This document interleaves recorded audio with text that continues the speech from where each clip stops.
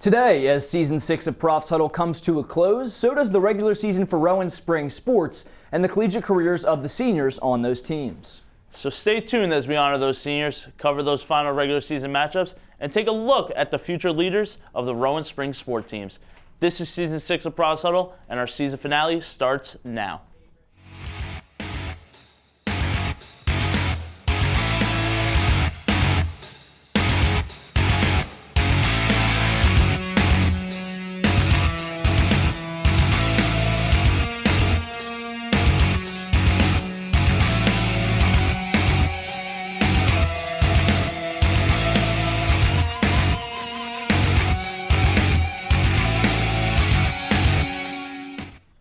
Welcome to Profs Huddle. I'm Danny Ryan. And I'm Anthony Camarda.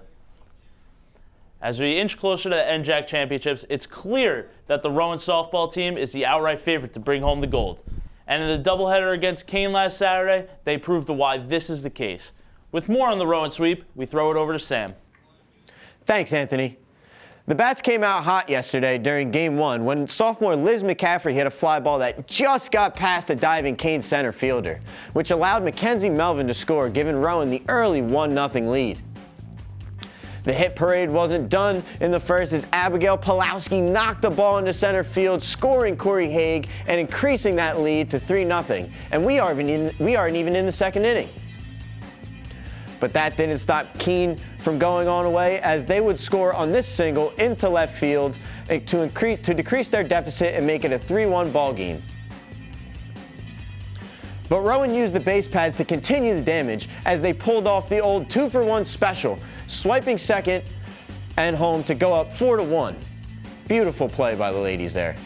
The Profs kept their foot on the gas pedal as Pulowski hit another RBI single into right field, increasing that lead from 4-1 to 5-1. Despite the big lead from Rowan, Keene didn't go away as they scored another run off an RBI single. But it wouldn't be enough as ace Riley Lutz struck out 12 and took Game 1 5-3. Game 2 featured more of the same from the Brown and Gold, as Liz McCaffrey got them on the board delivering the 2-run double, scoring both Mackenzie Melvin and Grace Chikaitis to put Rowan up early yet again. Hustle was the name of the game, as Mackenzie Melvin showed off her speed after Corey Haig lined a ground ball towards the Keene second baseman, which was bobbled, giving Melvin the opportunity to steal another run. The game turned into a track meet for the Profs when Peyton McNair blasted a ball into right center field, allowing Devin DePasquale to score from first, while McNair legged out the triple, showing off her incredible speed and power, putting Rowan up 4-0. Keene would then answer back with this solo blast as they tried to make an effort at coming back. But Rowan would power through and do the same as they did in Game 1, striking out 2 hitters and winning this one 4-1. With that first victory against Kane last Saturday, Riley Lutz improved her record to 17-2 up until that point, which is currently the best record in the NJAC. Now some may wonder how the sophomore managed to be arguably the top pitcher in the conference. Well, look no further, because Profs Huddle was granted an exclusive lesson on pitching from the Rowan ace herself.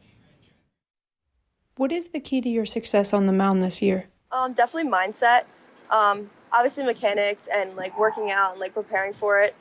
Plays a huge role, but definitely a mindset of I have to be a leader on the team and I have to know what I'm doing at the time. So warm-ups is a big thing, so a lot of wrist snaps and stuff like that. And there's different spin balls too that you can use, not just a regular softball. Some different pitches is my fastball, so I hold it with a C grip, and it's just a regular up-down circle snap type motion. Change up, I hold it like this, like a horseshoe kind of grip. And I put my finger over here to slow it down. My curveball, I hold it like this. My best pitch is my screw. I hold it the same way as a changeup. And you come through, and it's like you're turning the doorknob.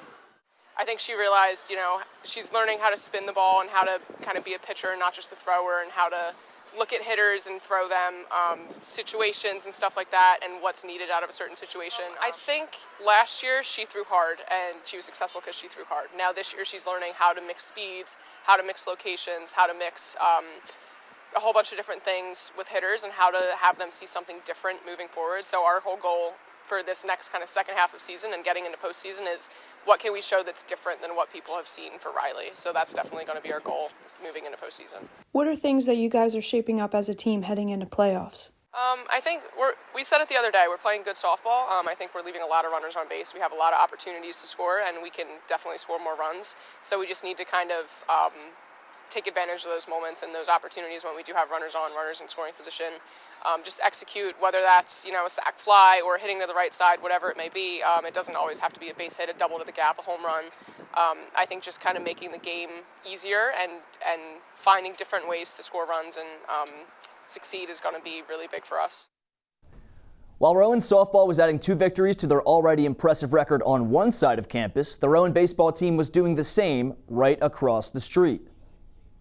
The Profs Senior Day celebrations were capped off with a sweep of Rutgers Newark in the Saturday afternoon doubleheader. Starting off on the mound in Game 1 was Zach Grace, who went a full 6 innings, raking up the same number of strikeouts. Despite going 2/3 of the way, Grace fell into some trouble starting in the top of the 3rd when Michael Wenbell of Rutgers recorded the first run of the day with an RBI double. The very next batter, Paul Recchia, cleared the bases with a 2 RBI double to left field, putting Rutgers ahead 3-0.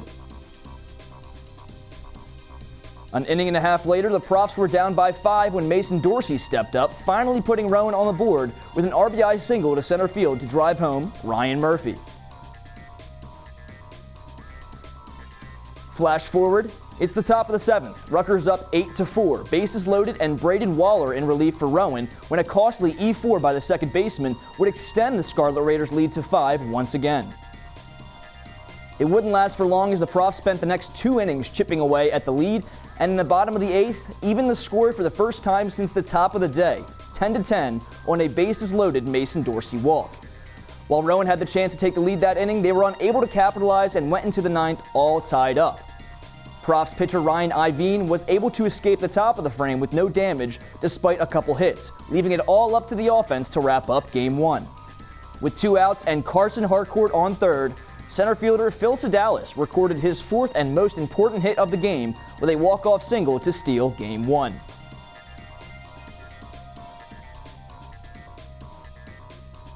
The 2 teams ended up combining for 21 runs and 25 hits, and that was with a whole other game to go. On the hill this time around for the Profs was Sean Colbert, whose day would be short as he got into trouble right out of the gate, giving up a 3-run blast to Recchia in the 1st, once again giving Rutgers the early lead. While Colbert was able to work out of it after only going 1 full inning, that was the end of his day, and it was time for the Profs bats to start building another comeback. Pat DeFiciani got this one going in the bottom of the 2nd when he lifted a solo homer deep to right center field. Heads up, definitely a bad day to park your car over there. This home run put Rowan's first run on the board, and then in the next inning, Ryan Murphy got in on the home run action as he blasted his 6th homer of the season right past the nest to drive in 2 runs and take the Profs' first lead of Game 2. Going to the top of the 5th, the Profs up by 2. Bit of controversy on this play where Tyler Cannon looks to record the 4-2 out at home, but Rutgers' Connor Baksh is called safe at the plate in a play that could really have gone either way. The run didn't mean much in the grand scheme of things, as by the bottom of the 7th, the Profs had taken a commanding 12-6 lead, and due to lightning in the area, is where the game would be called.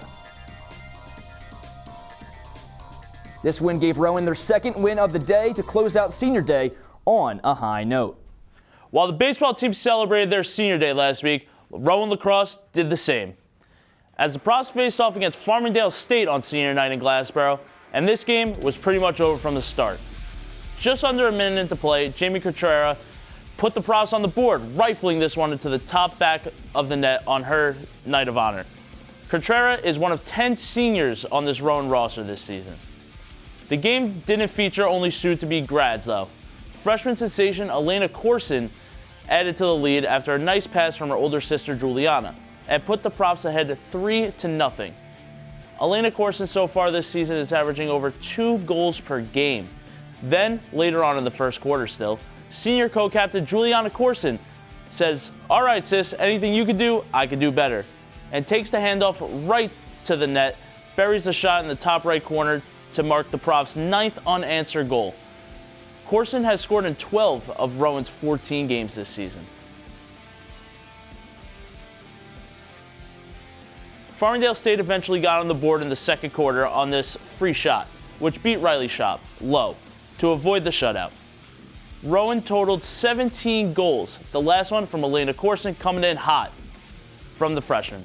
She puts it in up top. This was her 35th tally of the year.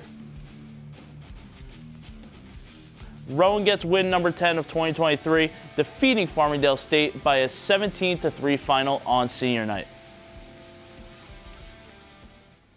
As I mentioned, one of those players honored at senior night was Juliana Corson, who along with her sister Elena have been two of the most impactful players for the Profs this season. Check out what it's been like for the Corson sisters getting the opportunity to share the field together this season. When you put two sisters on the same team together, there are bound to be a few petty little arguments from time to time. I just make comments that I think are funny. It's not every day. It's every day. Are you serious? Yeah. Should we talk about this? No. But beyond the petty little arguments, there are two teammates who are also each other's number one fans. And this sisterly support can be seen in the relationship between Juliana and Elena Corson, two of Rowan lacrosse's top performers. Juliana, a fifth-year senior, and Elena, a freshman, are currently in their first and only year on the Profs squad together, something that happened thanks to specific circumstances. I was always so against coming to Rowan. Then when it came down to it, her playing here and her taking her fifth year obviously was a big influence. So, it kind of just worked out. Due to the fact that their time playing together during their collegiate careers is limited, when the Corson sisters have been on the field together for the Profs, the two have both tried to make the most of what already has been a special experience. We would always joke, oh my God, what if Elena went to Rowan and played lacrosse, with Juliana? But, now we're actually here, and I'm like, oh my God. It's literally flown by in the blink of an eye. I feel like it was January yesterday, but it's been amazing. I love having Elena on the field with me. An additional bonus to them being on the field together is the success they bring to the Rowan roster. The Corson sisters are two of the Profs' top performers as they're in the top 3 for points overall on the season, both recording over 45 points so far. The special connection they share has only enhanced their games, as their styles of play go hand in hand. We kind of just balance each other out, at times, so it all works out. Yeah. I pass the ball to Elena and she scores. It works. It's just a natural connection on the field I would have with any of my other teammates. It's cool. While there isn't much time left in the season, something the sisters are trying to ignore, there are still a few specific goals that the two want to accomplish together on the field that in turn will extend their playing time together. An NJAC championship would be win nice, the NJAC. Yeah. Go to NCAAs. That would be cool to do together. Yeah. Yeah. No matter how far this team goes into the postseason, this season will have to come to an end eventually, and it will be time for the torch to be handed off from Juliana to Elena. And while the two still aren't ready to face this, just because their playing time will be over, doesn't mean their support for each other will end anytime soon. It's probably going to take me a year to recover from the heartbreak of leaving, but I am glad that I have an excuse to come back and watch, and I can't wait to watch what Elena and the rest of our team are able to do in the next few years. I'm really excited. So I'll definitely be back to support. As we wrap up this season of Profs Huddle, we want to take a look at all the seniors who are currently in their final season with Rowan, just like Juliana. Let's check back with Sam to take a deeper look at the standouts of the class of 2023. Thanks, Anthony. The class of 2023 was no disappointment with displays of athleticism in every program. One program in particular, the track and field team, along with the seniors in it, have found nothing but success since their time in Glassboro. Sprinter Jameer Beasley from Camden, New Jersey has been one of those shining stars. In 2019, he received All-America honors as a member of the 4x400 meter relay, which qualified for the NCAA championships. Throughout his career, Beasley has been named for the G. Larry James Most Outstanding Athlete and NJAC Male of the Year. Not to mention that he owns the outdoor school record in the 100 and 200 meters. To cap off his illustrious years at Rowan, Jameer was an NCAA champion and All-American in the 4x400 meter relay. Our next senior field athlete is Greg Peloso from Wayne, New Jersey. Since being here at Rowan, Greg was an NCAA qualifier in the javelin with the #1 mark in the country. His mark of 70.39 meters at the TCNJ Line Invitational is one of the top 10 efforts in Division III history. Greg was also an NJAC champion and first-team all-conference winner in the javelin and was selected NJAC Field Athlete of the Week 3 times in his career. But the honors don't stop there. Emily Galvin, a fifth-year senior from Pittman, New Jersey, broke the school record in winning the hammer throw with the top mark of 52.17 meters and had multiple first-place finishes this year, including the one at the Fast Track season opener, Alvernia Invitational, and the Oscar Moore Invitational. Another senior from our amazing track program is Mahone McClanahan from Hainesport, New Jersey. Mahone had a time of 1:13.26 in the 400 meters at the NJAC Championships, and she also took second in the 400-meter hurdle at the Oscar Moore Invitational. In 2020, McClanahan received NJAC All-Academic Honorable Mention, along with being named a Rowan Scholar Athlete of Distinction. Profs Huddle would also like to recognize the rest of the 2023 men's and women's track team.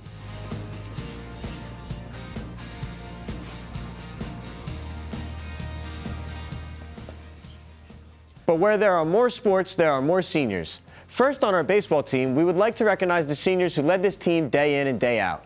This includes Brian Galante, Tyler Cannon, Mike Shannon, Chris Curcio, Jake Reese, Christian Boskunan, Ryan Murphy, Ryan Ivine, and Jason O'Neill. Over on the other diamond, we want to recognize their senior as well, Rowan Softball's Corey Haig. Lastly, we want to recognize our women's lacrosse team seniors on their amazing success over the years. This list includes Jamie Cotrera, Olivia Elwell, Maddie Winch, Shelby Tanner, Michaela Donnelly, Erin Renshaw, Juliana Corson, Erin Scioli, Mel Rogers, and Riley Shop. Congratulations to every senior in all sports across the program on competing for Rowan and graduating with your degree. Danny? Well, that's all we have for this season of Profs Huddle. We want to thank you all for joining us and hope you return next semester to see what a new group of students have in store. But for now, I'm Danny Ryan. And I'm Anthony Camarda. This has been Profs Huddle Season 6.